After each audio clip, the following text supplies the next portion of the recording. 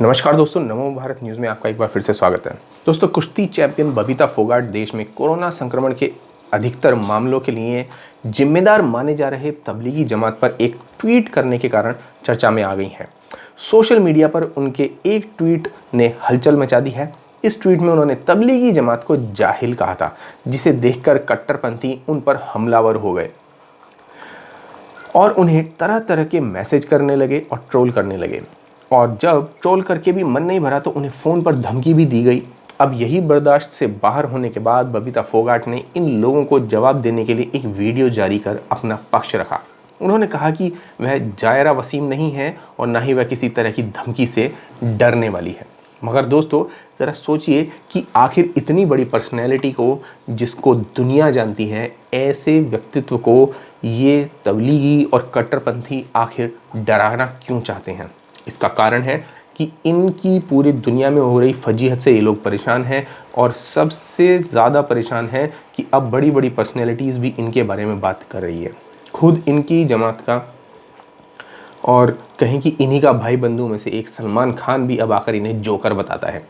तो समझ लीजिए कि इनकी फजीहत कितनी हो रही होगी। इसीलिए अब ये चुन चुन कर लोगों को टारगेट कर रहे हैं और ख़ास तौर पर ऐसे बड़ी पर्सनैलिटीज़ को जिनका बहुत ऊंचा नाम है। अब बबीता फोगाट को क्यों चुना गया, वो इसलिए कि ताकि जनता में, आम लोगों में मैसेज जा सके कि अगर इतनी बड़ी पर्सनैलिटी को टारगेट किया जा सकता है तो आम जनता की क्या औकात है। मगर ये आम जनता की औकात जानते नहीं हैं, ये आप इन्हें बताइए इस वीडियो के कमेंट बॉक्स में जाकर। दोस्तों, बबीता द्वारा जारी की गई वीडियो में वह कह रहे हैं कि कान खोलकर एक बात सुन लो और दिमाग में बिठा लेना कि मैं कोई जायरा वसीम नहीं हूँ कि तुम्हारी धमकियों से डरकर घर पर बैठ जाऊँगी। मैं तुम्हारी धमकियों से नहीं डरने वाली। मैं असली बबीता फोगाट हूँ। मैंने जो ट्वीट किया है, मैंने उसमें कुछ भी गलत नहीं लिखा है। मैं उस पर अभी भी कायम हूँ। मैंने सिर्फ उन लोगों के बारे में लिखा है जिन्होंने कोरोना संक्रमण को फैलाया। क्या तबलीगी जमात वाले नंबर 1 पर नहीं बने हुए हैं? तबलीगी जमात ने कोरोना संक्रमण नहीं फैलाया होता तो अब तक लॉकडाउन खुल गया होता। यदि आप बबीता फोगाट को सपोर्ट करते हैं दोस्तों, तो उन तक ये बात ज़रूर पहुंचा दीजिए कि बहुत सारे लोग और बहुत सारी जनता उनके साथ है। ज्ञात हो कि सोशल मीडिया पर बबीता का ट्वीट आने के बाद मीडिया गिरोह के लोग उन पर अचानक हमलावर हो गए। कल से लगातार उनके खिलाफ रिपोर्टिंग हुई और उन पर आरोप लगा दिए गए कि वो नफरत फैलाने का काम कर रही है, जबकि हकीकत ये है कि अपने ट्वीट में उन्होंने सिर्फ जमातियों के बारे में टिप्पणी की है, जिसके कारण हर राज्य में कोरोना तेजी से फैला और इस बात के सबूत खुद सरकार ने दिए हैं। मगर फिर भी इस बीच द वायर के एक्स पत्रकार प्रशांत कनौजिया ने उन पर कई टिप्पणियां कर डाली हैं। वहीं प्रिंट के शहबाज अंसार ने भी उन्हें उनके एक ट्वीट पर छिछोरा बोला। शहबाज ने बबीता के ट्वीट पर, जिसमें उन्होंने रंगोली के बारे में भी लिखा था, उस पर लिखा, मारी छोरी छोरियों से कम है क्या। तो बता दें, इन विरोधियों के अलावा बबीता के ट्वीट पर कई लोग ऐसे भी थे जिन्होंने उनका खुलकर समर्थन किया है। पहलवान बजरंग पुनिया भी बबीता के बचाव में उतरे। उन्होंने ट्रोलर से पूछा कि खिलाड़ी देश के लिए हर रोज संघर्ष करते हैं, लेकिन आप क्या कर रहे हैं। इसके अलावा उनकी बहन गीता फोगाट ने भी उनका समर्थन किया। नतीजतन देखते ही देखते आज सुबह सोशल मीडिया पर 2 ट्रेंड चलने लगे, एक उनके समर्थन में और एक उनका अकाउंट सस्पेंड करवाने के लिए। इसी बीच आपको बता दूं कि रंगोली चंदेल का तो ट्विटर अकाउंट भी बैन कर दिया गया, क्योंकि उन्होंने भी खुल्लम खुल्ला इन बातों का विरोध किया था और बबीता फोगाट का समर्थन किया था और देशद्रोहियों के बारे में खुल्लम खुल्ला शब्द कहे थे। इसके बाद रंगोली चंदेल और बबीता फोगाट दोनों के ऊपर केस कर दिए गए हैं और उनकी कभी भी गिरफ्तारी हो सकती है। इसका मतलब ये है कि जानबूझकर अब ऐसे लोगों को, जो कि राष्ट्रवादी लोग हैं, जो राष्ट्रभक्त लोग हैं, जो भक्त लोग हैं, जी हाँ, आप और मैं गर्व से कहता हूँ कि मैं भक्त हूँ। मैं भक्त हूँ क्योंकि भक्त केवल और केवल भगवान का होता है और केवल सच्चाई का होता है, सत्य का होता है। तो दोस्तों, मीडिया गिरोह में वैसे तो कई लोग हैं जिन्होंने सोशल मीडिया पर केवल अनर्गल बातें कर अपनी पहचान बनाई है, लेकिन इनमें भी प्रशांत कनौजिया का अलग लेवल है।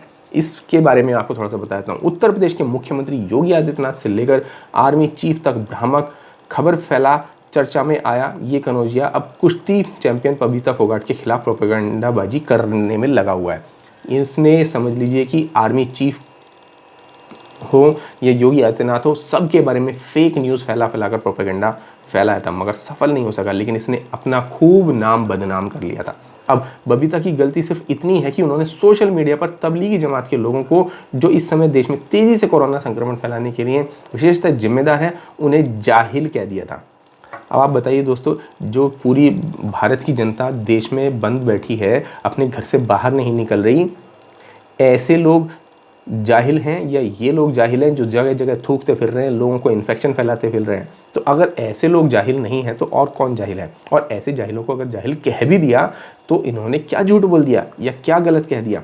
मगर इस बात पर अब कनौजिया भड़क गया है और उल जलूल बातें करने लगा है। बबीता फोगाट ने ट्वीट किया है कि कोरोना वायरस भारत की दूसरे नंबर की सबसे बड़ी समस्या है, जाहिल जमाती अभी भी पहले नंबर पर बने हुए हैं। अब देश की वर्तमान स्थिति को देखते हुए हम समझ सकते हैं कि बबीता ने यहाँ जाहिल जमाती किन लोगों के लिए प्रयोग किया। उन्होंने उन जमातियों को जाहिल बोला जो देश की स्थिति को जानते समझते हुए भी छिपे हुए बैठे हैं, अस्पताल में महिला स्वास्थ्य कर्मियों पर भभतियां कस रहे हैं, उन्हें अश्लील इशारे कर रहे हैं, नंगे घूम रहे हैं। बबीता ने अपने ट्वीट में कहीं भी मुस्लिम शब्द का इस्तेमाल नहीं किया, लेकिन प्रशांत कनौजिया ने यहाँ अपनी चालाकी से तुरंत बबीता के एक ट्वीट को हिंदू मुसलमान में बदल दिया और बबीता के निजी जीवन पर भी टिप्पणी करने से बाज नहीं आया। अब पहला सवाल तो ये है कि बबीता ने मुसलमानों को लेकर क्या टिप्पणी की, उन्होंने किसी को लेकर क्या नफरत फैलाई? उन्होंने तो केवल उस तबके को लेकर अपना आक्रोश दिखाया जिसकी बदसलूकियों से इन दिनों हर राज्य की सरकार परेशान है, जो अभी जानबूझकर जगह जगह छिपे बैठे हैं और सरकार की अपील के बाद भी जांच के लिए बाहर नहीं आ रहे हैं। अब मामला इसके बाद यहीं शांत नहीं हुआ। जाहिर है इतनी मेहनत के बाद कोई कैसे सवाल उठाए तो दिल दुखता है, वो भी तब जब आपने कुछ गलत ना कहा हो। बबीता फोगाट ने प्रशांत को कहा कि एक फिल्म तुम्हारे जैसों के ऊपर भी बनानी चाहिए, उस फिल्म का नाम रखा जाना चाहिए पत्थरबाजों की गैंग। इसके बाद कनौजिया ने लिखा, तुम जो ये शब्द लिख पा रही हो उसके पीछे भी सावित्री फातिमा है। जब उन दोनों ने पहला महिलाओं का स्कूल खोला था, जब आरएसएस भाजपा के पूर्वज उन पर पत्थर फेंकते थे, बाकी दादरी वालों ने ठीक नहीं किया। गौरतलब है कि बीते साल हरियाणा में हुए विधानसभा चुनाव के दौरान बबीता भाजपा की तरफ से दादरी से मैदान में उतरी थी और उस समय पर कुछ हरकतें सामने आई थीं। दोस्तों, ये कोई पहला मामला नहीं है जब राष्ट्रभक्तों की आवाज़ें दबाने के लिए लिबरलों और वामपंथियों की फौज ने उन पर हमला किया हो। आए दिन पायल रोहतगी हो या नमो भारत न्यूज़ या इस जैसे ही न जाने कितने ही राष्ट्रभक्त चैनल हैं जो कि लगातार देश की सेवा में लगे हुए हैं, इन पर भी ऐसे ही रोज़ धमकी भरे समाचार या मैसेज आते रहते हैं। इन धमकी भरे संदेशों से कोई डरता नहीं है, लेकिन कोई इस पर कुछ बोलता भी नहीं है, क्योंकि अगर कोई बोल दे तो समझिए वो उसके ऊपर ये जो उपद्रवी, ये जो लिबरल और जो वामपंथी और कट्टरपंथी लोगों का गैंग है, ये आकर उन्हें चुप कराने पहुंच जाता है।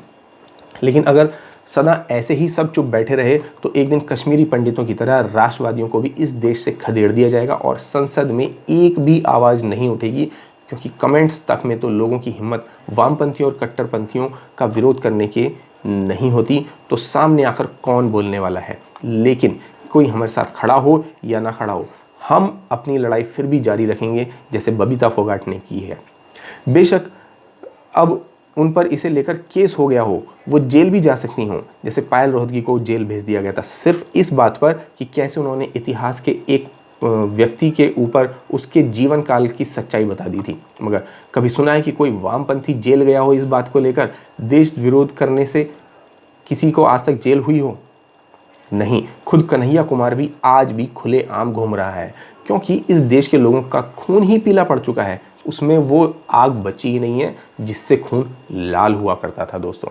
लेकिन समझने की बात यह है कि अब भी इस देश में देशवासियों के ऊपर, राष्ट्रवादियों के ऊपर, राष्ट्रभक्तों के ऊपर उंगलियां उठाई जाती हैं, उनके ऊपर पत्थर फेंके जाते हैं। न केवल ईंट पत्थर वाले पत्थर फेंके जाते हैं, बल्कि गंदी भाषा, इसके अलावा उनके ऊपर दुराचार फैलाने और प्रोपेगेंडा के पत्थर फेंके जाते हैं। और उन पत्थरों को खा खा कर भी हम लोग अपने कामों में लगे हुए हैं।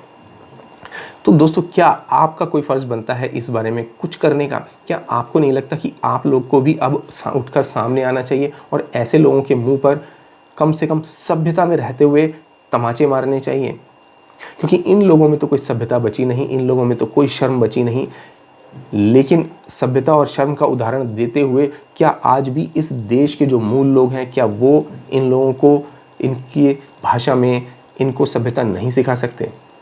सिखा सकते हैं, लेकिन सब डरे हुए हैं, सब डरे हुए हैं। इसीलिए आज कुछ लोगों को, मुझको और पायल रोहतगी और बबीता फोगाट जैसे लोगों को आकर इनकी इस गलत कृत्यों का विरोध करना पड़ता है। तो दोस्तों जागिए, उठिए और सोशल मीडिया पर जाइए और इन लोगों को सबक सिखाइए। धन्यवाद। जय हिंद।